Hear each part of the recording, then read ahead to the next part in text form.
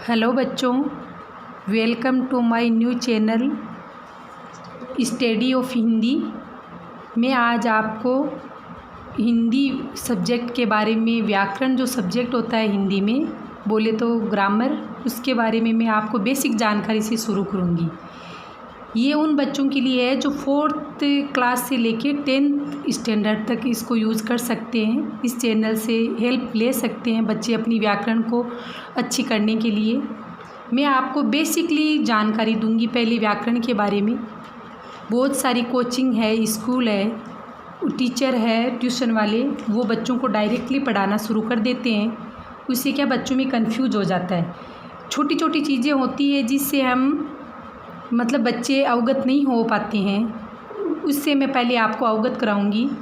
देखिए तो हम वो वर्ड है शुरू से फर्स्ट क्लास से ही हम देखना शुरू कर देते हैं, लेकिन उसका मीनिंग पता नहीं होता है। मैं आपके सामने कुछ वर्ड लिख रही हूँ, शब्द लिख रही हूँ, जिसका हमें अर्थ पता होना चाहिए कि ये क्या कहना चाह रहा है। 5-4 वर्ड लिख रही हूँ मैं, उसके अर्थ आपको पता होना चाहिए। जैसे 1 नंबर पे अपन ले ध्वनि। अब ध्वनि को हम शुरू से सुनते आ रहे हैं, लेकिन ध्वनि एक्चुअल में होती क्या है, ध्वनि का अर्थ क्या होता है। दूसरा वर्ड ले रही हूँ मैं, आपको पहले मेन पॉइंट बता रही हूँ, उसके बारे में बाद में डिटेल से बात करेंगे। 1 नंबर पे है ध्वनि, 2 पे वर्ण और 3 नंबर पे आएगा अक्षर। ये छोटे छोटे शब्द देखने में इजी लगते हैं कि ध्वनि भी नाम सुना हुआ है, वर्ण भी सुना हुआ है, अक्षर भी सुना हुआ है, लेकिन इनका अर्थ अच्छे से पता होना ज़रूरी होता है, तभी हमें व्याकरण पढ़ने में आसानी होगी। 4 नंबर वर्ड ले ले तो अपन शब्द है, 5 वाले तो पद आ जाएगा, और 6 पे हम बात करेंगे। तो वैसे तो बहुत शब्द होते हैं, पर मैं आपको बेसिकली जो हमेशा शब्द काम में लेते हैं, जो ये वर्ड है, उसका मीनिंग पता होना चाहिए। पद है, एक हम वाक्य ले लेते हैं। देखो बच्चों, इसका बार बार प्रयोग करते हैं, लेकिन एक्चुअल में इसका असली वो अर्थ है वो पता नहीं होता है। पहले हम इसको लेंगे ध्वनि को। ध्वनि किसको बोलते हैं? ध्वनि भाषा की सबसे छोटी इकाई होती है। क्या? भाषा की सबसे छोटी इकाई। सबसे छोटी इकाई क्या होती है? ध्वनि। ध्वनि हमारे मुख से उच्चारित, यानी जो हम हमारे मुंह से बोलते हैं, उसमें मैं आपको लिख के भी बता रही हूँ ताकि कोई नोट्स बनाए देख के, तो उसको कोई परेशानी नहीं हुई कि मैम ने क्या बोला और हम कैसे लिखें। और मात्रा का भी हिंदी में विशेष ध्यान देना होता है। उच्चारित ए, आ, स्वर में से कोई 2-4 ले लो, जैसे ए, आ, ई, मैंने 4 लिए हैं ये जो व्यंजन है वो। और व्यंजन में से भी हम 1-2 ऐसे ले लेते हैं वर्ण, जैसे क है, ख है, ग है इत्यादि। जो हमारे मुख से उच्चारित ए, आ, ई, क, ख, ये इसके अंतर्गत आते हैं। आदि किसमें? भाषा की सबसे छोटी इकाई ध्वनि होती है। ध्वनि में हम क्या चीज़ शामिल करेंगे? हमारे मुख से उच्चारित ए, आ, ई, क, ख, ग इत्यादि, और भी बहुत सारे पूरे व्यंजन और स्वर इसमें आ जाते हैं। और ये ध्वनि बोले तो पशुओं की आवाज़ हो सकती है और मनुष्य की भी आवाज़ हो सकती है। मनुष्य की आवाज़ को हम सार्थक ध्वनि बोलेंगे, और पशुओं की आवाज़ होती है उसका कोई मीनिंग नहीं निकलता है, इसलिए इसको हम निरर्थक कर सकते हैं। इसको ध्वनि को हम आगे ज़्यादा बढ़ाएं तो इसके 2 भेद मान सकते हैं, एक सार्थक, एक निरर्थक। चलो मैं आपको इसके पार्ट भी डिवाइड कर देती हूँ, जिससे आपको समझने में आसानी होगी। सार्थक ध्वनि, देखो ये टॉपिक लंबा बढ़ने वाला है, लेकिन हम 0 से शुरू करेंगे ना, तो इससे हमारे समझने में आसानी होगी। सेकंड में क्या आएगा? निरर्थक। निरर्थक ध्वनि।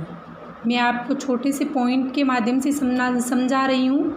सार्थक ध्वनि के अंतर्गत मनुष्य की जो मतलब बोलने का है वो आ जाएगा। इससे आप समझ जाना कि जो मनुष्य द्वारा उच्चारित होती है वह ध्वनि सार्थक में आएगी।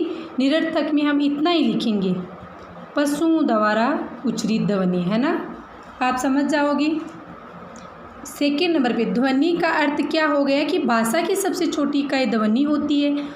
और आगे हम समझने के लिए बोले तो जैसे हमारे मुख से उच्चारित थोड़े शब्द हमने ये लिए हैं वर्ड ए आ ई, मतलब ये स्वर का हो जाएगा, ये व्यंजन का हो जाएगा। ये जो चीज़ें हम अपने मुख से बोलते हैं, जिसकी आवाज़ निकलती है, उसी को हम ध्वनि बोलते हैं। सेकेंड नंबर पे हमारा आएगा वर्ण। वर्ण किसको मानेंगे? मुख से यही उच्चारित ध्वनियाँ होती है। कौन कौन सी? ए। देखो आपको वीडियो अच्छा लगा है तो लाइक शेयर करना, जिससे हमारा हौसला बढ़ेगा। और ये बिल्कुल फ्री चैनल है, इसमें कोई अपना चार्जेस वगैरह नहीं लगता है। और छोटे बच्चों के लिए तो ये बहुत ही अच्छा है, जिससे ये अपनी व्याकरण को मजबूत कर सके। ए आ ई क ख ग, ये जो मतलब होते हैं ना ध्वनि, इसको हम लिखित रूप दे दें, लिखित रूप दे दें तो वही क्या माना जाएगा? वर्ण में आता है, यानी वही वर्ण माना जाता है। जाता है अर्थात इसको वर्ण को हम आगे समझें, मतलब डिटेल में, अर्थात या फिर इसकी दूसरी परिभाषा बोले तो या, अर्थात जिस ध्वनि के मतलब ध्वनि तो ये चीज़ हो गई और इसको लिखित रूप दे दिया, उसके हम जिसके मतलब किसके ए आ ई क, ये हल वाला है, इसको ये जो नीचे चिन्ह लगा हुआ है इसको हल चिन्ह बोलते हैं। जिसके आगे खंड, खंड को हम कॉलम में क्या लिखेंगे? टुकड़ी। जिसके आगे खंड न कर सकें, कर सकें। कहने का मतलब ये है कि ए आ ई क ख ग को हम लिखित रूप दे दें और आगे इसके हम टुकड़े नहीं कर सकें, उसी को हम वर्ण में मानेंगे या उसको वर्ण माना जाता है। तीसरा हमारा क्या आएगा? ये पॉइंट अक्षर। क्या आता है? अक्षर। ध्वनि समझ लिया, वर्ण समझ लिया, अब अक्षर किसको बोलते हैं? अक्षर किसको बोलेंगे? जब हम ध्वनियों का उच्चारण करते हैं, जब हम ध्वनियों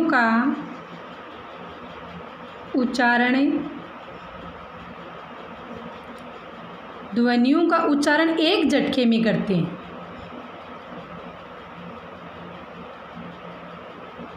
एक झटके में करते हैं, उसी को हम अक्षर बोलते हैं, है ना। इसको आगे लिखेंगे तो हमारा वीडियो लंबा जाएगा।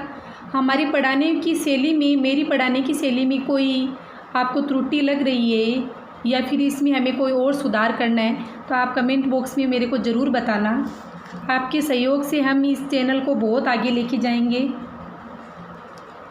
जैसे एग्जाम्पल के लिए बोले तो एक झटके में कैसे उच्चारण करेंगे हम? शब्द को आप बोलकर घर पे देखना, जो मेरी वीडियो को देख रहा है वो। आम। अब देखो मैं को हल वाला रखेंगे, हल वाला रखेंगे तो इसमें स्वर की ध्वनि कम आएगी। जैसे इसको उच्चारण करके आप देखो, आम,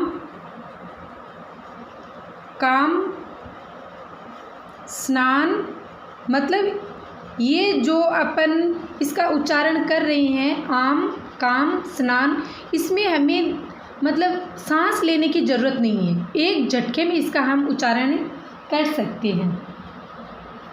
ठीक है, अक्सर समझ में आया। ध्वनि फिर से मैं आपको 1 सेकंड में समझा रही हूँ। ध्वनि भाषा की सबसे छोटी इकाई है जो हमारे मुख से उच्चरित होता है। ए आ ई ये हो जाएगा व्यंजन और स्वर। वर्ण के अंदर ये चीज़ें हैं, उसको लिखित रूप दे दें तो वो वर्ण में माना जाता है और उसके आगे टुकड़े नहीं हो। और अक्सर में क्या आएगा, जब हम इस ध्वनियों को मतलब साथ में मिला के, मतलब ए है, ए में कै मिला लिया, आ में मैं मिला लिया, इसको मिला के एक झटके में उसका उच्चारण करें तो वो अक्सर में आएगा। चौथा टॉपिक 4 नंबर पे टॉपिक कौन सा है अपना? टॉपिक क्या ये पॉइंट देखो, शब्द किसको बोलेंगे? शब्द देखो, शब्द मतलब ये होता है कि इसका थोड़ा लंबा हो, मतलब ये लिखने में बोलने में इसके मतलब 2 या 2 से अधिक 2 चीज़ जुड़ेगी। 2 चीज़ क्या जुड़ेगी? वर्ण जुड़ेगी। वर्ण इसलिए जोड़ेंगे कि लिखित रूप वर्ण का यही है। तो इसकी हम परिभाषा क्या बनाएंगे 2 या 2 से अधिक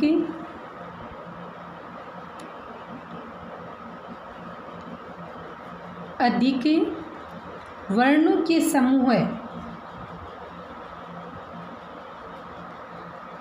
को क्या कहेंगे? शब्द कहेंगे। लिखित रूप होना चाहिए, किसका होना चाहिए? वर्ण का होना चाहिए, उसी को हम शब्द बोलेंगे। अब देखो, शब्द भी 2 प्रकार के होंगे। ये समूह से जुड़ेगा, मतलब 2 या 2 मिलेंगे तभी तो उसको समूह बोलेंगे। शब्द कहते हैं, ये आप आगे लिख लेना। ये और इसके भी 2 भेद होते हैं, शब्द के भी।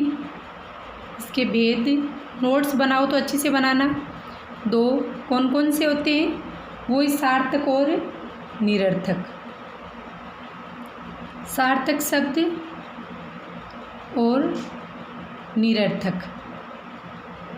निरर्थक शब्द, निर यानी बिना, सार्थक यानी साथ में, जिसका अर्थ निकल रहा है उसे सार्थक शब्द कहते हैं। जिसका कोई मीनिंग नहीं निकलता उसको हम निरर्थक शब्द बोलते हैं।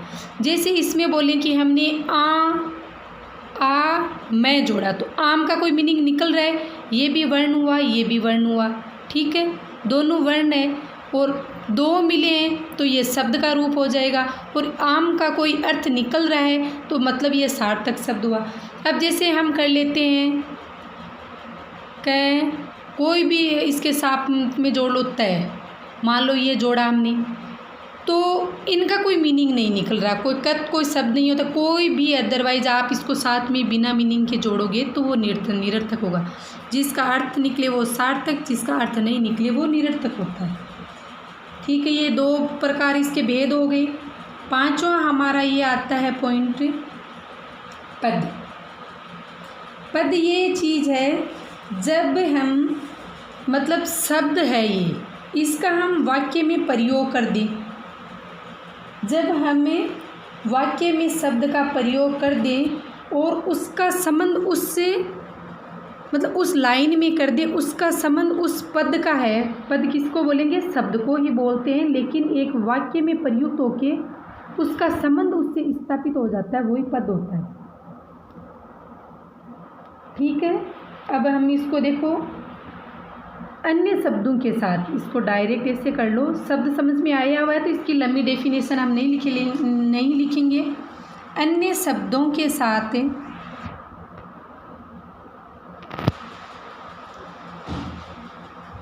उसका संबंध स्थापित हो जाए या स्थापित हो जाता है।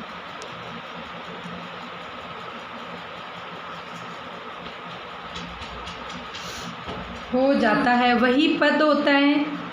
एग्जाम्पल के रूप में हम समझेंगे इसको। एग्जाम्पल के रूप में हम इसको क्या समझेंगे? जैसे मैं इधर आपको पद का दे रही हूँ एग्जाम्पल किसका? पद का। जैसे पुस्तक एक शब्द हो गया, है ना। अभी हम इसको पद बनाएंगे कैसे, मैं पुस्तक पढ़ता हूँ। तो ये जो इस वाक्य में इसका संबंध स्थापित, मतलब ये इसमें पुस्तक जो जुड़ गया इसमें, मतलब इसका संबंध स्थापित हो गया, तो ये पद हो गया। ठीक है, पद हो गया। ठीक है, आपको समझ में आया। ये अकेला है तो ये शब्द होगा। अगर वाक्य में इसका प्रयोग कर दिया और इसका संबंध स्थापित हो गया, मतलब पूरा वाक्य बन गया ना, मैं पुस्तक पढ़ता हूँ, तो पुस्तक इसमें पद का काम कर रहा है। और हमारा लास्ट एंड अगला वो पॉइंट है, वो 6 नंबर पे क्या आएगा, वाक्य।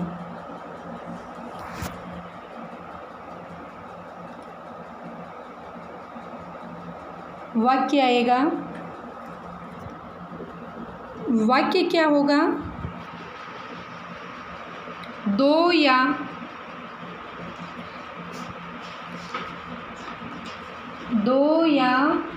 दो से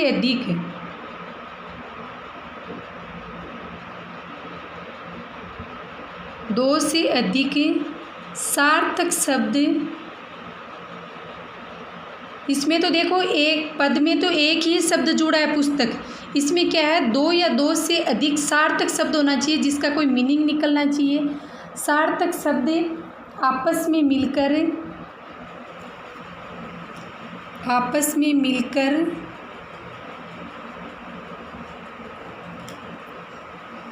किसी निश्चित अर्थ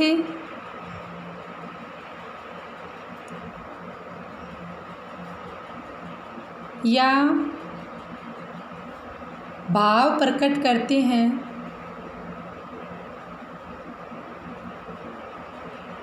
उसे वाक्य कहते हैं। वाक्य कहते हैं। इसमें क्या होगा, जैसे मैं पुस्तक पढ़ता हूँ, पुस्तक यहाँ पद का काम कर रहा है, और वाक्य में ये आएगा, जैसे एग्जाम्पल देखें तो हमें, राम पुस्तक पढ़ता है, मतलब ये पूरे, मतलब शब्द भी राम शब्द है, पुस्तक शब्द है, पढ़ना शब्द है, ये सब मिलके क्या हो गया, एक वाक्य का निर्माण हो गया। इसलिए हम आज 6 पॉइंट में छोटे छोटे चीज़ें देखी है, बेसिकली आपको समझ में आए तो मुझे अपनी कमेंट में बताना, और कोई गलती है वो भी मेरे को अवगत कराना, मैं उसमें सुधार करूँगी। कल हम हिंदी की सामान्य जानकारी पढ़ेंगे, उसमें हमारा टॉपिक होगा वर्ण विचार। वर्ण विचार में स्वर और व्यंजन 2 चीज़ें आती है, उसके बारे में हम अच्छे से पढ़ेंगे। और समझ में आया है तो मेरे को लाइक सब्सक्राइब करें। धन्यवाद।